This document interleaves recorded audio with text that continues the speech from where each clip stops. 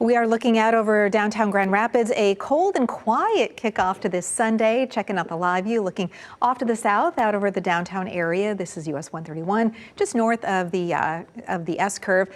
Taking you to Boyne Mountain, they have been making a whole lot of snow with the colder temperatures across the region. In fact, you can check out the local ski condition report for all of the resorts and ski areas statewide by heading to fox17online.com and check out the ski conditions report.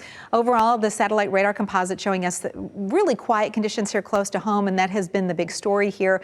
Cold, quiet, 21 degrees yesterday for a high in Grand Rapids, 11 degrees colder than our average high of 32 degrees.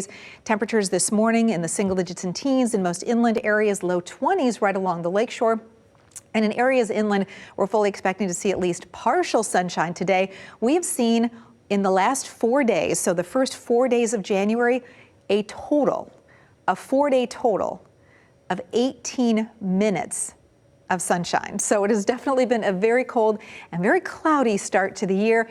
Overall, we are looking at least partial sunshine today, and I do think we'll see at least partial sunshine tomorrow as well, and much more sunshine toward the end of the week. Really cold air banked in across the northern plain states. As you can see, Bismarck, North Dakota, 9 below, 13 below in Grand Forks, 20 below in Minot. So that is some really cold air, and this is the direction that our upper level steering winds are having that air come from for the most part over the next couple of weeks. And that's why we're looking at temperatures that on average will stay below average for at least through at least the beginning of the third week of January. The big story, though, going on nationally is that big storm system off to our south.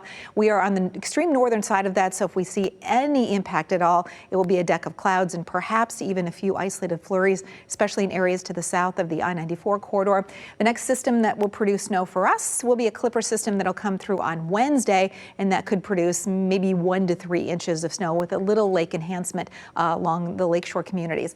But the big story here is this system from Nebraska and Kansas to Missouri, Illinois, Indiana, Ohio, Kentucky, Tennessee.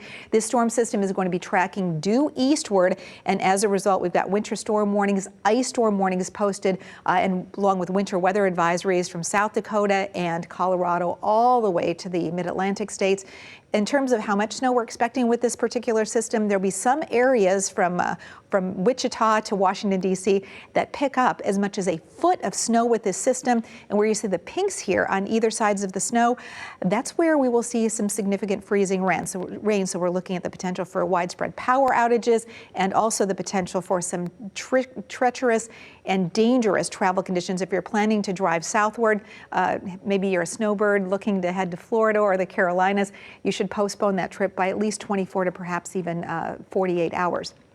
Your Super 7-day planner, though, close to home. Again, aside from that Clipper system with a couple of inches of snow midweek, the next best chance we have of widespread snow would come as we close out the week and head into the first part of the weekend. And coming up in the next half hour, we're going to check that 8 to 14-day outlook to see when conditions might start to moderate here in the Great Lakes region.